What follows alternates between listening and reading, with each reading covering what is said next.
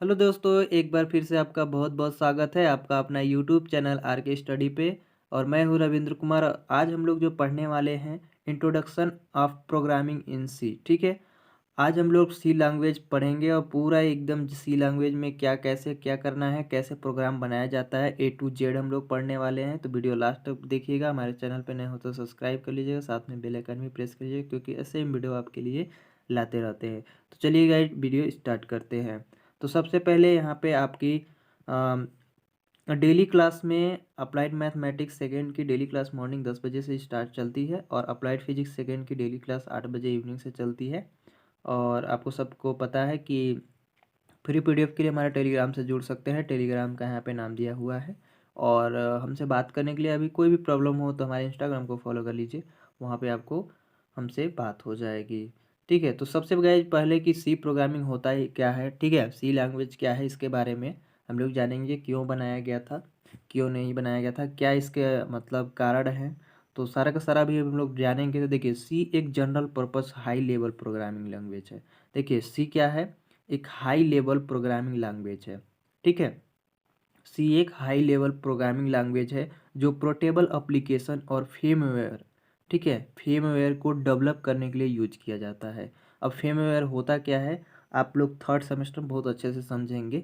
इस मूल रूप से सिस्टम सॉफ्टवेयर और ऑपरेटिंग सिस्टम को डेवलप करने के लिए किया जाता है। देखिए, इस सिस्टम सॉफ्टवेयर क्या है, कंप्यूटर के अंदर में जो हम लोग सॉफ्टवेयर होती है वो आपकी सिस्टम सॉफ्टवेयर कहलाती है। ऑपरेटिंग सिस्टम देखिए क्या है कि जब ये मेरा एक कंप्यूटर है, ठीक है, इससे हमारे जितने भी डिवाइस कनेक्ट होते हैं, ये जितने भी डिवाइस हमारे कनेक्ट होते हैं, एक हो, दो हो, पाँच हो, 10 हो, चाहे जितने भी इससे कनेक्ट होंगे, तो ये हमारा ऑपरेटिंग सिस्टम होगा।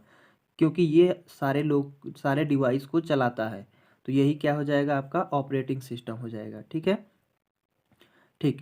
तो ऑपरेटिंग सिस्टम को डेवलप करने के लिए डिजाइन किया जाता है। इसकी जो एप्लीकेशन है, ठीक है, यह इसकी जो मुख्य पहली जो एप्लीकेशन थी वो यूनिक्स ऑपरेटिंग सिस्टम थी। ठीक है। जो सी के main feature low level access memory, जैसे सिंपल सेट ऑफ कीवर्ड और क्लीन स्टाइल में समाहित है।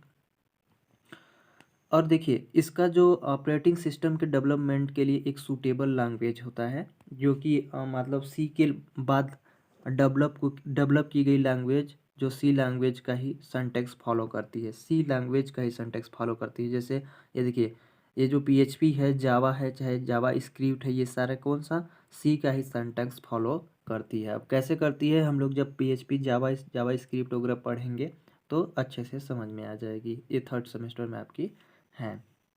तो सबसे पहले गाइज हम लोग उसके बारे में फीचर वगैरह जानेंगे कि इसके फीचर क्या क्या होते हैं, सी लैंग्वेज के अंतर्गत में फीचर क्या हैं। इसके बाद फिर हम लोग उसके जो सिंटैक्स होते हैं उसके बारे में समझेंगे। तो सी प्रोग्रामिंग के कुछ फीचर्स हैं जो सबसे पहले हम लोग पढ़ेंगे। सी में एक निश्चित संख्या में कीवर्ड होते हैं जिनमें कंट्रोल प्रिमिटिव का सेट, जैसे इफ, फॉर, व्हाइल और स्विच होता है। ठीक है। देखिए, यहाँ पे हम आपका दो तीन फिगर दिखा दें। यहाँ पे देखिए, ये डू वाइल लूप है, यहाँ पे लूप चलता है। ठीक है। देखिए, ये जो कंट्रोल प्रिमिटिव है, कंट्रोल स्टेटमेंट होता है, जो हम लोग सी में भी प्रयोग कर सकते हैं, जावा में भी होता है। तो यहाँ देखिए, ये डू वाइल लूप है, ये वाइल लूप है, और ये भी वही है। ठीक है। तो ये इफ और वाइल, ये जो स्विच है, ये कंट्रोल स्टेटमेंट के अंतर्गत में आते हैं। तो ये उसके फिगर हैं। दूसरा हम लोग पढ़ेंगे, सी में कई लॉजिकल और मैथमेटिकल ऑपरेटर होते हैं जिनमें बीट मैनिपुलेट भी शामिल होते हैं। ठीक है। ये आपको बस फिगर इसीलिए बनाए गए थे कि इसमें कंट्रोल स्टेटमेंट में, ये फर्स्ट वाला जो है आपका कंट्रोल स्टेटमेंट में ये सब होता है, ये इसलिए इस फिगर बनाया गया था। इसमें क्या होता है कि देखिए, ये यहाँ से स्टार्ट होगा आपका, यहाँ से आपका स्टार्ट होगा और यहाँ पे आपको दिखा देता है एक ट्रू और एक फॉल्स दिखा देगा। ठीक है। यहाँ पे आपका एक ट्रू हो गया और यहाँ पे नीचे से फॉल्स होगा। यदि यहाँ पे ट्रू हो गया तो कंडीशन को फॉलो करेगा, और अगर फॉल्स निकला तो आपका जो डाटा है वो क्या हो जाएगा, ख़त्म हो जाएगा। ठीक है। तो यही होता है, सबका अलग अलग होता है, इफ़ का अलग होता है, फॉर का अलग होता है, वाइल का अलग होता है। तो ये तीनों का अलग अलग होते हैं। तो हम लोग जब कंट्रोल स्टेटमेंट अगला जब 4th चैप्टर पढ़ेंगे तो उसमें एकदम अच्छे से पढ़ेंगे, क्योंकि उसमें दिया हुआ है। ठीक है, अब हम लोग बात कर लेते हैं दूसरा। दूसरा तो हो गया, अब हम लोग बात करेंगे आगे। देखिए, अब आगे हम लोग बात करते हैं तीसरे की। तो सी फंक्शन में सी सी में फंक्शन की रिटर्न वैल्यू की हमेशा ज़रूरत नहीं होती है। देखिए, सी फंक्शन में रिटर्न वैल्यू की हमेशा ज़रूरत नहीं होती है। अगर ज़रूरत न हो तो उसे इग्नोर भी किया जा सकता है। इसका मतलब देखिए, जब हम लोग प्रोग्राम बनाते हैं, यहाँ देखिए how function work in C program, यहाँ पे हम एक प्रोग्राम आपका दिया है, प्रोग्राम का ये सिंटैक्स है। सिंटैक्स का मतलब क्या होता है, ध्यान में रखिए, पहले सिंटैक्स समझ लीजिए। सिंटैक्स जैसे कि हम लोग पानी जो भरते हैं जिसमें, उसको बोलते हैं कि ये सिंटैक्स खाली है, बोलते हैं ये सिंटैक्स खाली है। ठीक है, ये सिंटैक्स क्या है, खाली है। तो यहाँ पे हम लोग इसमें जब पानी भरते हैं तब ये कह देते हैं कि पानी, ये सिंटैक्स भर गया। तो सिंटैक्स का मतलब होता है खाली चीज़। तो खाली चीज़ यहाँ पे देखिए हमारा क्या है, ये है। तो इसको हम लोग क्या बोलेंगे, सिंटैक्स बोलेंगे। क्यों बोलेंगे कि यहाँ पे देखिए ये चीज़ क्या भरना था, यहाँ पे सब खाली है। यहाँ पे इंट दिया लेकिन यहाँ पे खाली है, तो ये क्या हो गया, इसको हम लोग बोलेंगे सिंटैक्स। तो किसका सिंटैक्स है, ये फंक्शन का सिंटैक्स है। ठीक है, तो सिंटैक्स में देखिएगा क्या हो गया, कह रहा है कि सी फंक्शन में रिटर्न वैल्यू की हमेशा ज़रूरत नहीं होती है। क्या, किसकी ज़रूरत नहीं होती है, रिटर्न वैल्यू की। यहाँ पे देखिए ये आपका फंक्शन है, दिया गया है पे फंक्शन, ज़रूरत नहीं होती है, इग्नोर भी किया जा सकता है। अगर ना हो तो उसे इग्नोर भी किया जा सकता है, इसकी रिटर्न की ज़रूरत नहीं होती। तो ये है ये फंक्शन आपका। ठीक है, फंक्शन यहाँ पे देख सकते हैं दो टाइप के दिया गया है, एक लाइब्रेरी फंक्शन, एक यूजर फंक्शन। ठीक है, लाइब्रेरी के अंतर्गत में यहाँ पे देख सकते हैं क्या क्या है, और यहाँ पे आपका यूजर डिफाइंड के अंतर्गत में क्या क्या है ये देख सकते हैं आप। ठीक है, चलिए अब चौथा बात करें कि एक सिंपल स्टेटमेंट में कई सारे असाइनमेंट भी अप्लाई कर सकते हैं। एक सिंगल स्टेटमेंट में कई सारे असाइनमेंट भी अप्लाई कर सकते हैं।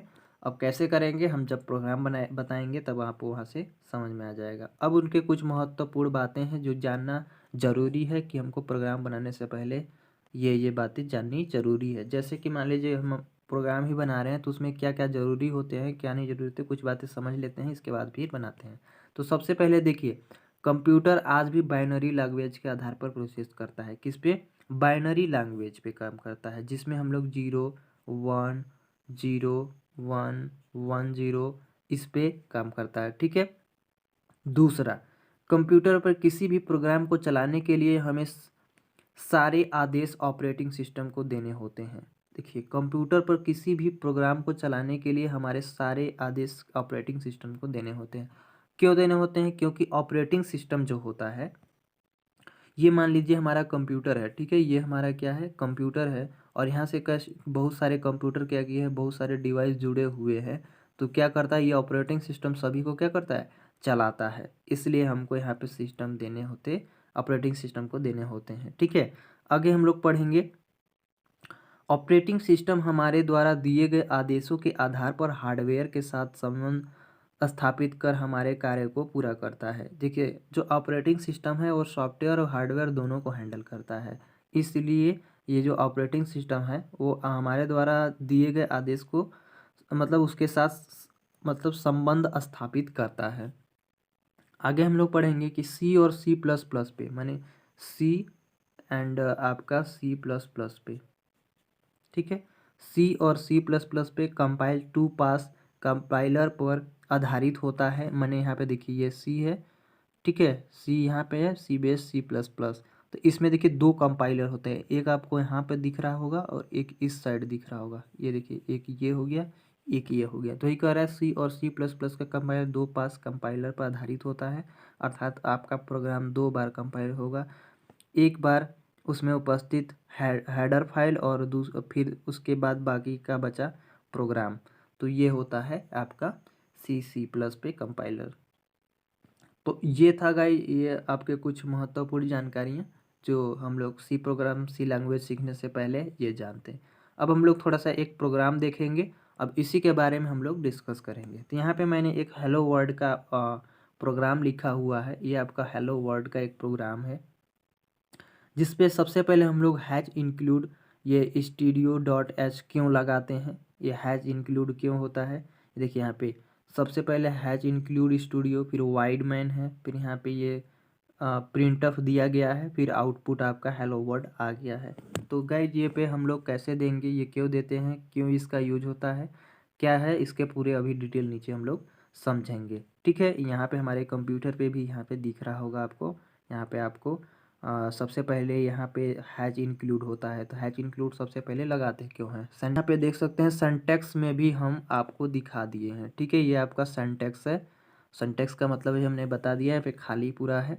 यहाँ पे देखिए सबसे पहले हैज इंक्लूड स्टूडियो लिखा है, फिर वाइड फंक्शन दिया गया है, यहाँ पे इंट भी देते हैं, मतलब यहाँ पे देखिए आपको इंट दिया गया है, यहाँ पे इंटीजर होंगे, यहाँ पे भी फंक्शन आपका दिया गया है। तो ये आपका खाली है, इसमें भरना होता है। तो यहाँ पे देखिए पूरा एक सेट प्रोग्राम है जो हेलो वर्ड का है। ठीक है, एक सिंपल प्रोग्राम है। तो समझते हैं अब चलिए कि ये क्यों प्रयोग होता है। सबसे पहले बात आती है हैज इंक्लूड की। किसकी बात आती है, ये हैज की।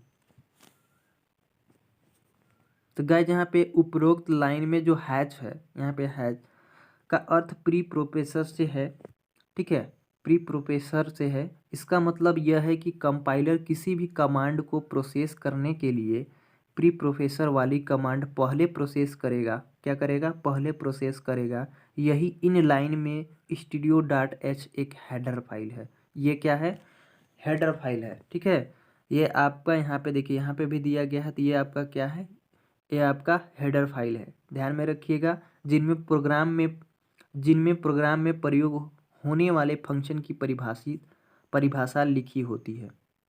माने होने वाले फंक्शन की क्या होती है, परिभाषा लिखी होती है। आपका यहाँ पे कंप्यूटर स्क्रीन पे भी देख सकते हैं। फ्री पीडीएफ के लिए, इसकी पीडीएफ के लिए आपको टेलीग्राम से जुड़ना पड़ेगा, वहाँ पे आपको मिल जाएगी। आगे हम लोग बात कर ले वाइड मैन। जो वाइड मैन प्रयोग होता है यहाँ पे, ये क्यों होता है, यहाँ पे देखिए, यहाँ पे वाइड है ना, यहाँ पे ही प्रयोग होता है वाइड मैन। यहाँ पे वाइड फंक्शन लिखा गया है। तो देखिए यह एक फंक्शन है।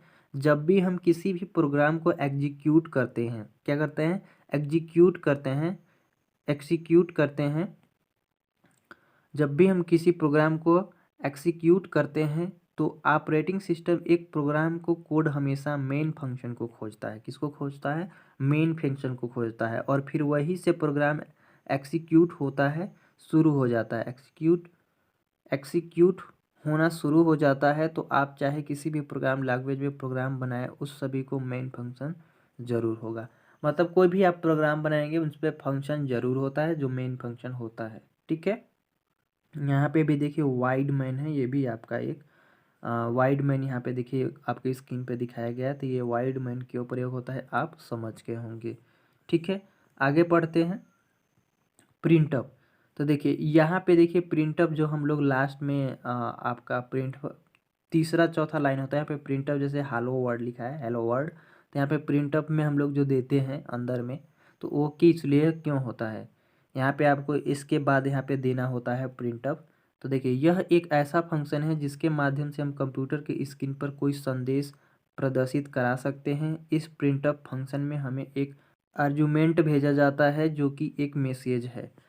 ठीक है, जैसे कि मान लीजिए हम कुछ भी टू एडिशन वगैरह का ले लिए, तो उसमें हम लोग को जब इंट दिया जाता है, टू एडिशन का हो गया तो ए बी सी देंगे। तो यहाँ पे आपका जो वेरिएबल ए है उसको पहले प्रिंट ऑफ ए कराना पड़ता है, फिर बी कराना पड़ता है, इसके बाद हमारा रिजल्ट क्या आता है, सी आता है। ठीक है, तो उसके लिए यहाँ पे प्रिंट ऑफ कराई जाती है, इसलिए इसका यूज किया जाता है। ठीक है, जैसे हमको जो अभी आउटपुट लेना है, जैसे यहाँ पे हमको प्रिंटअप क्या करा है, हेलो वर्ड, तो हमारा आउटपुट क्या आएगा, यहाँ पे हेलो वर्ड आएगा। ठीक है, तो आई होप ये वीडियो आपको पसंद आई होगी। कोई भी प्रॉब्लम होगा तो नीचे कमेंट करके ज़रूर बताइएगा। मिलते हैं नए वीडियो में, तब तक के लिए जय हिंद।